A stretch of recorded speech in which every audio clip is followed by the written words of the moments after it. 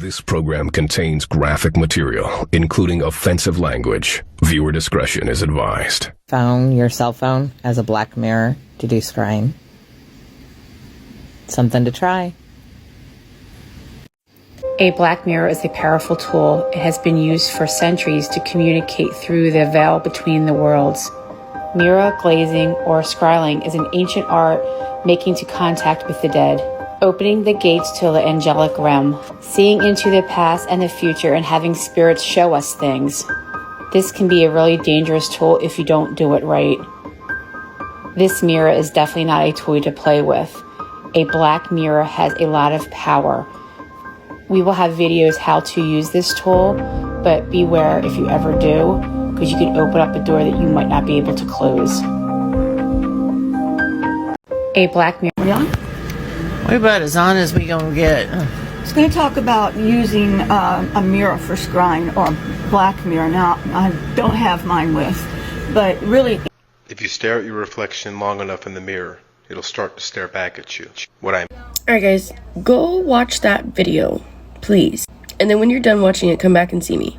Because this is 100,000% called scrying. I don't care who you are. This is called scrying. This is scrying. This is literally how a witch uses a mirror to see the people who wish her ill will. This is literally how a witch sees her own self in order to have an ego death so that she can go see the tree of life, or he can go see the tree of life. In the occult, black mirror scrying is a form of divination wherein the magician procures insights and revelations from their unconscious mind. All that is required is a quiet, dark space and a reflective black surface. Some magicians use orbs made of polished black stone. Others will purchase flat, obsidian mirrors from metaphysical shops. A magician can create their own mirror by purchasing a picture frame and painting the inside of the glass with black paint, or by filling a black bowl with water. A magician may even use their phone or tablet screen, given that the device is turned completely off to avoid disruptions. The essential point is that the magician's tool must resemble the void. The void, in our context, is symbolic of unlimited potential. It is not a mere vacuum of permanently empty space. Rather, the void is a place free of all stimuli, where the mind's sole focus must necessarily be its own thoughts and imagination. In practice, we can only come so close to creating such an environment. As mentioned before, we simulate these conditions by practicing in a quiet, dark room, preferably at night. Some magicians use their mirrors in total darkness, with maybe a candle or two in the far corners of the room to shed the faintest degree of ambient light. Be aware, however, that if a candle is used in this way, its reflection should not be seen in the mirror. During a black mirror scrying session, the practitioner focuses their gaze on the mirror, allowing their mind to enter a meditative or trance-like state. From here, the practitioner allows their thoughts to come and go, not unlike leaves on a stream. Emotions are recognized too, but rather than being suppressed, they are embraced. In this way, the magician allows all internal stimuli to come forward and exist without restriction. This state of vulnerability is ultimately what enables the magician to see images appear in their mirror. Indeed, if a magician remains in their trance state for a sufficient length of time while maintaining their gaze, the magician's imagination will gradually project itself onto the surface of the mirror, where it becomes more visible than ever before. It is one thing to see an image in one's mind. It is another thing entirely to witness that same image appear just inches in front of one's face. The time and patience required to reach this level of perception cannot be overstated. In the beginning, a magician will find this activity to be a trial of patience and mental discipline. However, as they learn to sit with their own mind, it will become easier and easier to generate visual phenomena. While in this state of being, there is no limit to what a magician can see in their mirror. By tranquilizing their psychic sensor through meditation and sensory deprivation, the magician allows content from their unconscious mind to come into full awareness. With no visual stimuli to distract the mind's eye, our imaginary content will fill in the gaps of reality, coming to life on the surface of the mirror, with all of its detail, color, motion, and personality. So then, how should a magician proceed with this kind of magic? How should we prepare ourselves before approaching the void?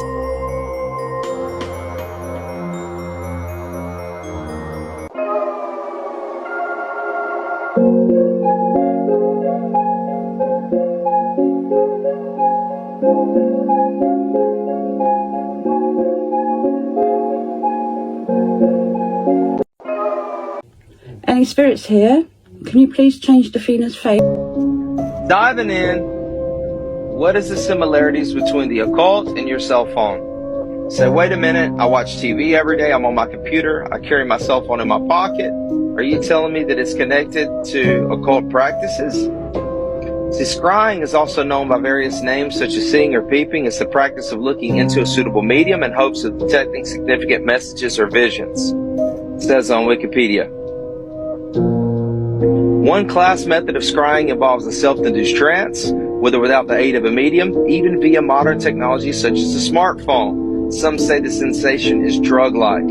How many people are in a drug-like coma, scrolling on their phones for the next hit of dopamine? It's the first thing they do when they wake up, the last thing they do when they go to sleep. The media most commonly used in scrying are reflective surfaces, or objects such as crystals, stones, or glass. What about the reflective surface on your phone? The glass on your phone.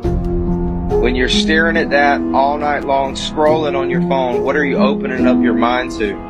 What are you really doing on a spiritual level? See, occult practitioners, they know about scrying with mirrors, with stones. They understand this practice. So I think people need to wake up and know what you're partaking of. Every day you're scrolling on your phone. Does it have your heart? Is that all that's important to you? Let me tell you something crazy I learned. Witchcraft is a lot more prominent in our society than we think. And some people won't think I'm crazy for saying this, but do I care? No. So let me show you the tea, girl. So you see what we have here, a television, right? Notice how in the television I can see myself. Very clear. You can see my living room and everything, right? Kind of like a mirror, right? This is what you call a black mirror. The same black mirror is used in witchcraft for witches to channel spirits. Okay, so what is this black mirror called? A television, right? Television. Television. Tell a vision. What do witches do again? They tell you a vision. Now let's turn on this television that has a black mirror. Then when you turn on your television that has a black mirror, you then pull up your channels. And yes, I know I got the old Comcast, but we're not talking about that right now. Because what do witches do again with these black mirrors? Channel spirits. So therefore, pick what you want to channel. Then once you click what you want to channel, you then move on to your daily programming because it's meant to program us. That's why our generation... Why Black Mirror is called Black Mirror, but it's because when you hold your phone up, it's a black mirror because it's like a...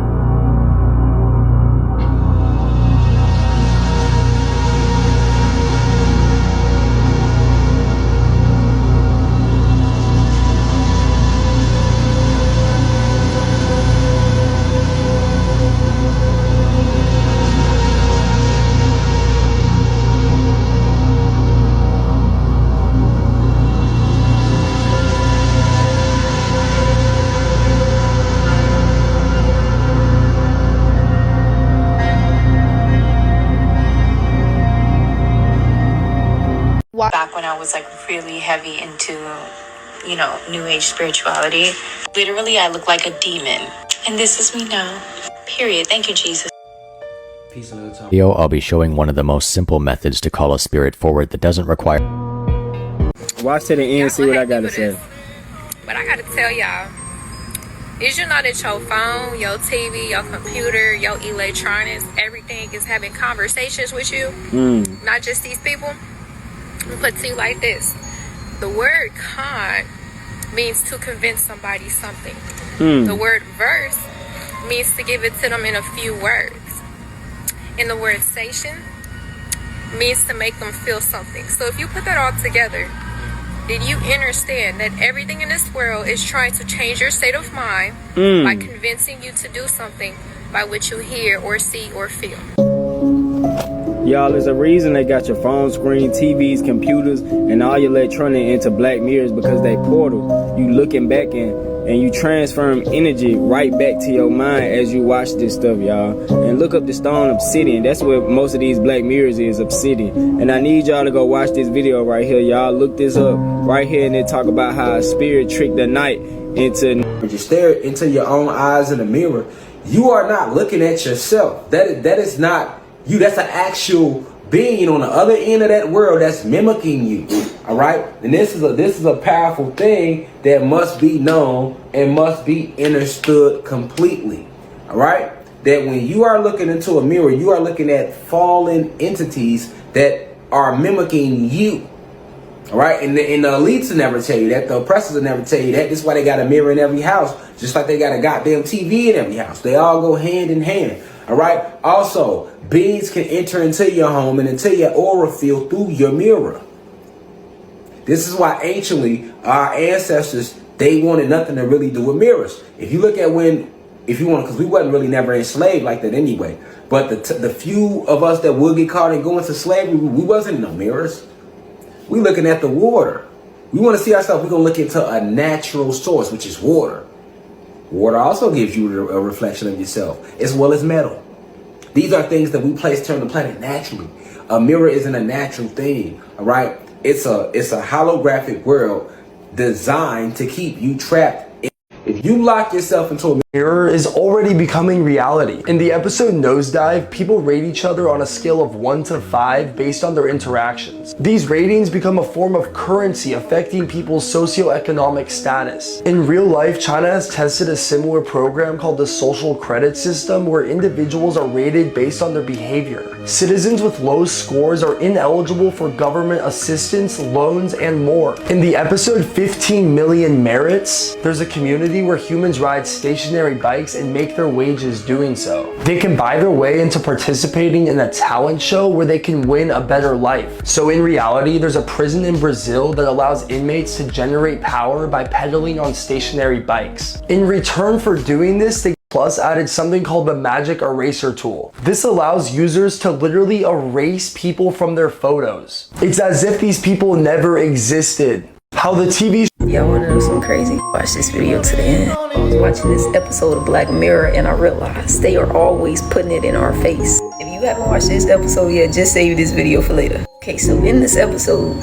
Episode 1 of the new season of Black Mirror is trippy. All of this AI technology, metaverse stuff, facial recognition, I knew there was a deeper meaning. Check this out. What? How? Trust me, I'm as shocked as you are. But the show is using my life. It's my name, it's my career, it's me. They're using me, so... And you assign them the right to exploit all of that. What? When? Terms and conditions. I have never seen this before. You have. You just haven't seen it printed out before. All of that would have popped up on your phone, whatever, when you first signed up to Streamberry, and you clicked accept. But, I mean, I had no... How was I supposed to know this? I know, but you did accept it, and so they're in the clear. No. They can't do this to me. There are only so many ways for me to tell you that they absolutely can.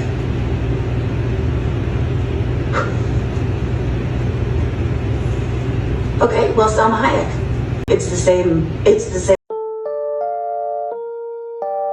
is why I tell people this just isn't a show. This is a feature documentary. There's literally an episode called San Junipero. Go watch that if you want to get your mind blown. It's literally the same concept. They put themselves in the metaverse, into different bodies, and live a different life. These two literally meet each other in the metaverse, and then they find out when they see each other in real life that they're getting old, they're about to die. And the only way that they could be together is to give their consciousness and stay in the metaverse. 3 movies that suggest we live in a simulation. This is some Black Mirror shit. The latest paper, the one that happened even after this, which is already better, uses stable diffusion, uses the thing that you use to make art. Like, what should a thing that you use to make art have anything to do with reading your brain? But of course it goes further. So in this one, they said, can they understand the inner monologue, the things you're saying to yourself in your own mind?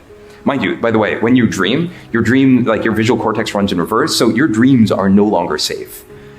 What? But we'll try this. So they had people watch a video and just narrate what was going on in the video in their mind. So there's a woman, she gets hit in the back, she falls over. This is what the computer reconstructed the person thinking. See a girl, looks just like me, get hit in the back, and then she is knocked off. So our thoughts, are starting to be decoded. Yeah, just think about what this means for authoritarian states, for instance. Or if you want to generate images that maximally activate your pleasure sensor, anything else. Okay, but let's keep going, right? To really get the sense of the combinatorics of this. How about, can we go from Wi-Fi radio signals, sort of like the Wi-Fi routers in your house, they're bouncing off radio signals that work sort of like sonar. Can you go from that to where human beings are to images? So what they did is they had, a camera looking at a space with people in it. That's sort of like coming in from one eye. The other eye is the radio signals, so sonar from the Wi-Fi router. And they just learned to predict, this is where the human beings are. Then they took away the camera. So all the AI had was the language of radio signals bouncing around a room.